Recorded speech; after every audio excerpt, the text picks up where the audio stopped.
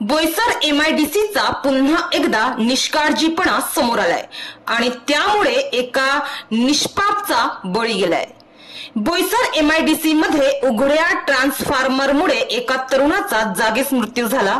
ही घटना काल 17 जुलै रोजी दुपारी 1 वाजेच्या सुमारास घडली। विक्की सिंग वय वर्ष 31 असे या मृत ट्रक चालकाचे नाव आहे। माहितीनुसार विक्की हा आपली गाडी उभी करून गाडी मधला माल बाहेर काढण्यासाठी त्याने रस्त्यावर MIDCच्या बाहेर गाडी उभी केली आणि गाडीच्या पाठीमागे असलेला दरवाजा त्याने उघडला। मात्र त्या ट्रकचा दरवाजा उघडल्यानंतर तो दरवाजा थेट रस्त्यावरच असलेल्या उघड्या ट्रान्सफॉर्मरला लागला। त्यामुळे त्या दरवाजाने, तो लोखंडी दरवाजा होता, त्यामुळे त्या दरवाजाने करंट येऊन विक्कीला शॉक लागला आणि त्याचा जागीच दुर्दैवी मृत्यू झाला। मात्र हा गंभीर परिणाम फक्त आणि फक्त निष्काळजीपणाचा आहे।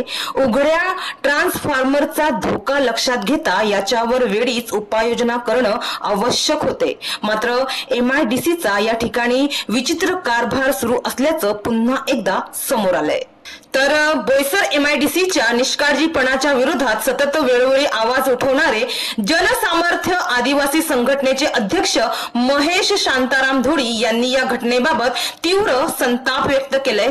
बोईसर MIDC मध्ये निष्क्रिय ठरलेले डेप्युटी इंजिनियर फक्त आणि फक्त डब्बा खाण्यासाठी येतात असा जाहीर आरोप त्यांनी केला।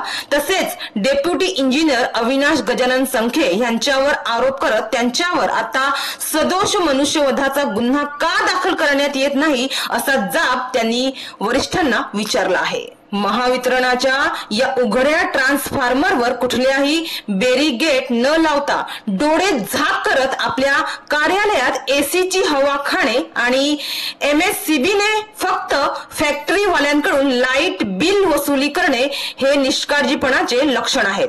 आपल्या कामात कुठलेही कर्तव्य पार न पाडता, आपली जबाबदारी पार न पाडता त्यांनी मनुष्यवध केलेला आहे असा आरोप महेश धोडी यांनी केला आहे। एकंदरीत कामात कसूर केल्याप्रकरणी जे दोषी आहे त्यांच्यावर त्वरित निलंबनाची कारवाई करण्यात यावी अशी मागणी धोडी यांनी केली आहे।